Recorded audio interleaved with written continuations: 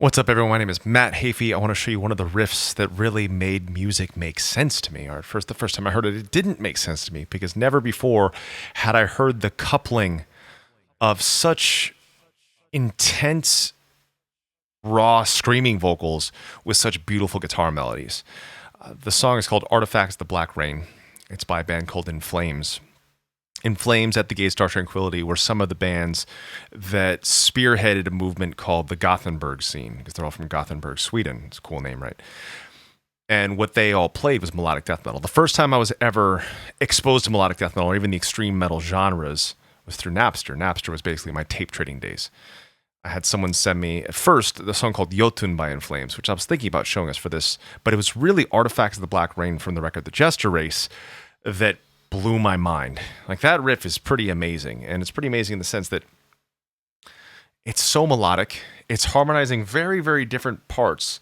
The rhythm guitar part is pretty low compared to the harmony that's using being pretty high. You'd expect harmonies to be closer to each other, and the first time I heard that, I was just really, really blown away.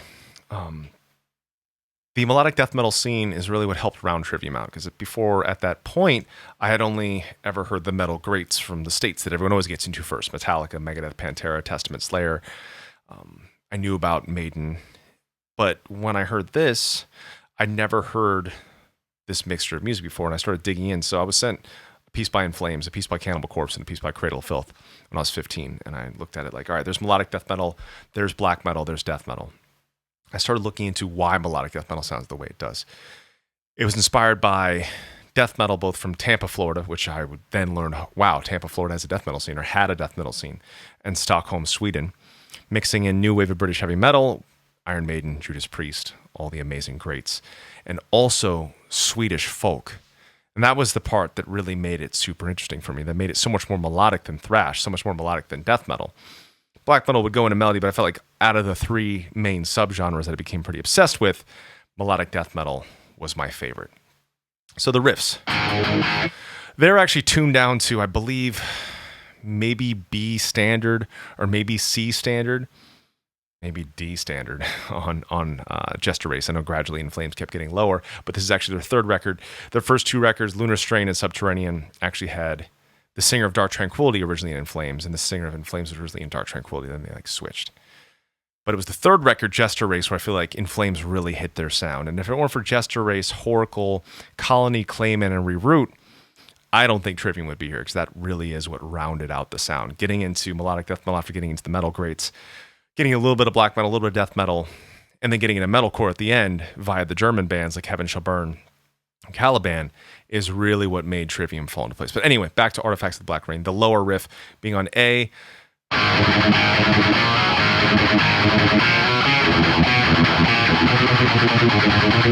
Now, I love that it was so melodic and so dark and sad at the same time. You know, when you think of things on A, you think of like kind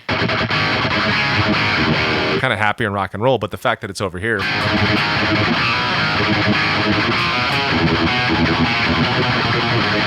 and switching that pedal tone to the F is really what makes it even darker.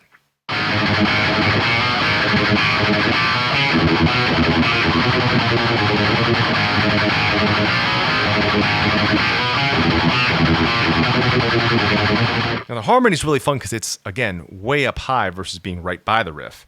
And if you recall the bands I mentioned just now, none of them did harmony splits like this, where there's one that's like a lead part, but it's the rhythm part, and then there's a rhythm part that's obviously the rhythm part, the higher harmony going.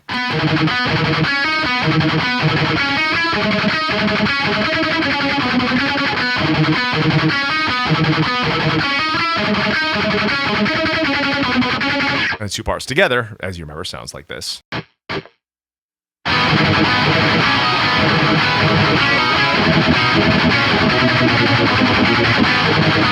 Pretty dang beautiful, huh?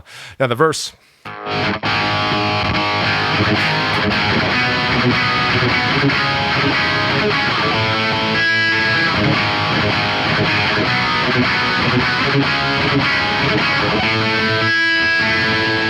Now, hearing those full chords was really exciting because at that point, I'd really only ever heard power chords used like metal bands do, or like Hetfield, the 2-fingered power chords, or what, Megadeth, Testament, Slayer, the 3-fingered power chords.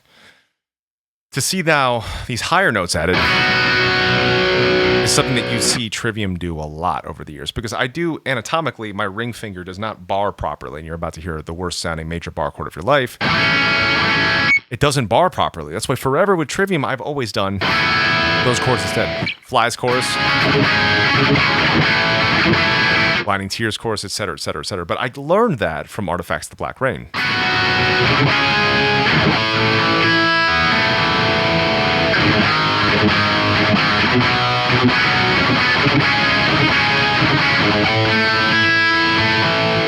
And that key change that's happening with that first fret here on the A string is super interesting.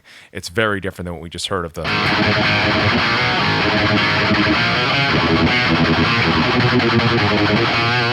Now the melody, my apologies, Jesper, for not playing it the original way it was. The original melody, when it kicks in, is harmonized as well. So then it becomes two rhythm guitar parts, and then a harmonized melody part down the center, and it just sounds absolutely amazing.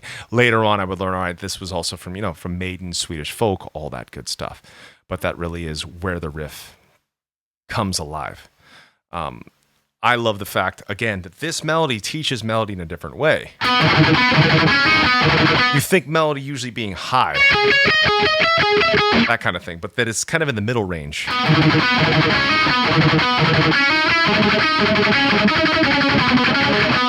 It's so sonically different than what you'd expect, and the melody as well.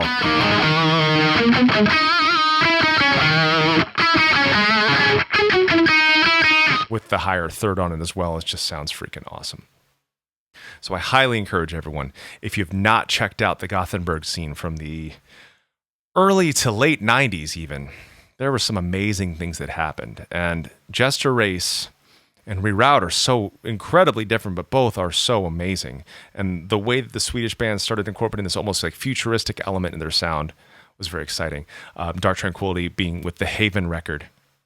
That one almost sounds like Depeche Mode at times, which is pretty dang awesome. So if you want to learn what one of the missing links of why Trivium ended up the way they did, look no further than Sweden. Look no further than Göteborg, Sweden, or Gothenburg, Sweden, where the Gothenburg scene came out. This has been Matt Hafey. I hope you'd enjoyed this historical riff behind some of the ingredients that make me, me.